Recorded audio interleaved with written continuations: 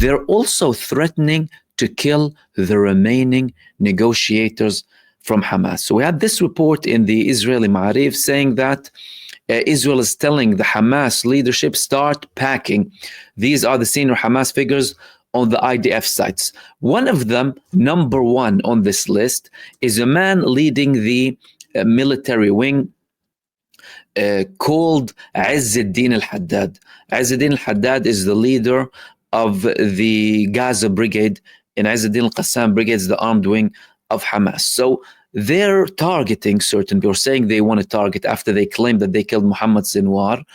Now they're saying that they want to target Izz-ad-Din al-Haddad, a leader in the Gaza Brigade. So they have targets who are in the armed wing. However, these are not the people who they're killing the most or targeting the most. The main campaign is against the population. But now they're outright also saying that they want to kill the negotiators. For example, if you go down to this report here, same report, the second target at the top of Israel's assassination list is Osama Hamdan, the man who is leading the negotiations with Israel. They're outright admitting that they're trying to kill a political figure who is negotiating with them.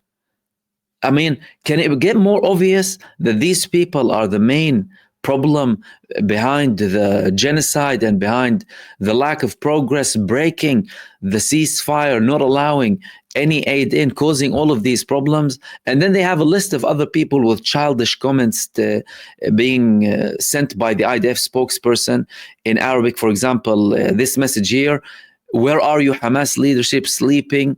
Are you hungry? Of course not. Where are you, Abu Zuhri, sleeping on silk in Algeria, and saying everything destroyed in Gaza can be compensated, and you really live comfortably. Childish type of comments coming from the Israeli army. They have time for childish comments when the Israeli prisoners of war are at risk of dying and being killed. Then they're criticizing Hamas leadership when the son of Benjamin Netanyahu is sitting comfortably, going from one place to another, without going to fight for his country, despite the fact that he is at the age where he needs to go to the Israeli army and fight for the Israeli army.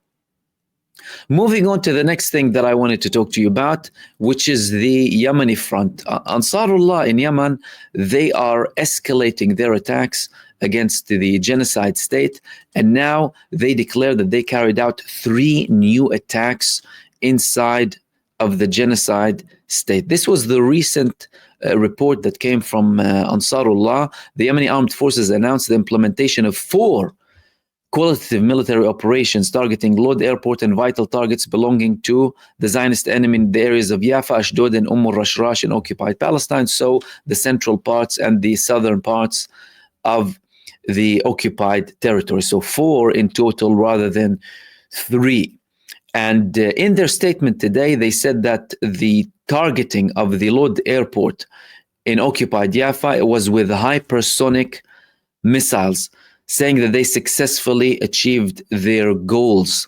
The armed forces indicated that the unmanned air force carried out 3 military operations targeting 3 vital targets belonging to the Israeli enemy in the areas of Yafa, Ashdod, and al-Rashrash in occupied Palestine with 3 drones. And they continued their warning to any airline that is still operating with Israel to stop their operations in Israel, because things are getting more and more serious. And Israel has been confirming that the airport, for example, it's been shutting down for certain periods, and certain airlines are forced to go back, delay their landing, and it's causing them big problems inside of Israel.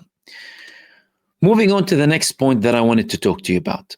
The British Prime Minister, Keir Starmer, is saying that the UK needs to restore war-fighting readiness with a new defense review. UK Prime Minister said on Sunday that he will restore Britain's war-fighting readiness as his government warned of growing Russian aggression ahead of a major defense strategy review. The irony behind this report here is the fact that Keir Starmer, representing, of course, the British government, the Prime Minister, he is completely out of touch with all of the updates that are happening ever since the war began. Firstly, the British government was one of the first governments alongside the United States in 2022 to prevent Zelensky from reaching a deal with Vladimir Putin. The Russian and Ukrainian presidents met in Turkey at the time, during the beginning of the Russian war on Ukraine, trying to reach a deal. And guess what? Both parties agreed on a ceasefire agreement, but Zelensky all of a sudden withdrew. When did he withdraw? After the British leadership at the time told him, don't go ahead with a ceasefire with him. We will support you. We will arm you. And likewise with the United States too, then the rest of the NATO members as well. So in effect, Britain and the United States have been the key contributors behind this escalation when the Ukrainian president himself wanted to reach an agreement with Russia, therefore leading to millions of casualties, unnecessary destruction. And we're at a point where now both parties are interested in reaching an agreement and reaching a ceasefire. There are more talks, there's more readiness coming from the Russian side and from the Ukrainian side too. And the British Prime Minister is saying, growing Russian aggression. Who was causing this escalation in aggression? And who's bringing these tensions?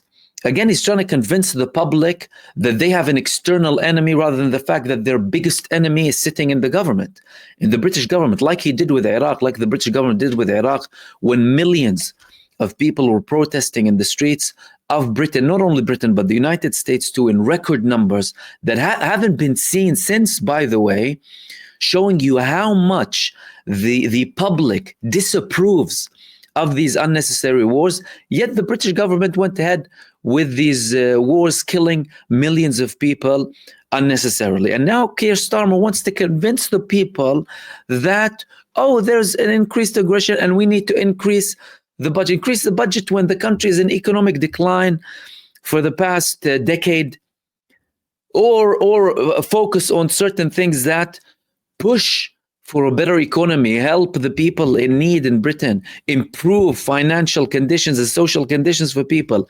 Again, these leaders are completely delusional and out of touch with what's happening on the ground.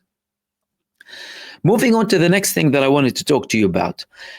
The Board of Deputies of British Jews has been an organization that supports the genocide relentlessly. These people and their leadership have been out in protest to support the genocide, to dehumanize the Palestinians, staunch supporters of Zionists, and constantly trying to link and glue Judaism with Zionism. Now, more and more voices are coming from within the Board of Deputies of British Jews against these abhorrent positions, even when there are certain shifts happening, whether you're convinced in them or not, by the way, from the British government against certain elements in Israel, and having more criticism against the state of Israel. And one of their members, he actually posted a video of himself resigning and making a statement against the board and its abhorrent support for Israel. Let's have a look. The Israeli government has been starving Gaza for over 11 weeks, with politicians like Bezalel Smotrich openly declaring that Gaza will be entirely destroyed and its population ethnically cleansed. Figures in our community are speaking out. The British government is finally taking action, and even Yair Golan and Ehud Olmert are publicly recognizing the atrocities being committed. The board, however, continues to meet with figures overseeing these crimes, like Gideon Saar. This is both untenable and morally bankrupt. I have no confidence in the leadership of the board. It has both failed to act ethically and also to represent the increasing diversity of opinion within our community.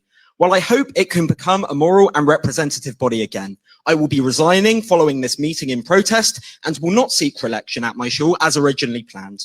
What good are private words in plenaries when you continue to meet with Israeli government officials and oppose any real action to stop their crimes?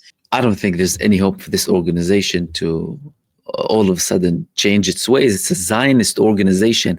And many of these organizations, that's a very big problem, by the way, who claim to be representing Jews, are Zionists in essence, fully there to support Israel rather than actually represent the Jewish people. At the end of the day, there have been more and more protests recently across the globe with more and more Jewish organizations blaming Israel outright of genocide, as they are committing a genocide against the Palestinian people, and saying that they do not represent them whatsoever. Similar to this recent protest that took place in New York with some of the Jewish Orthodox community members leading this protest.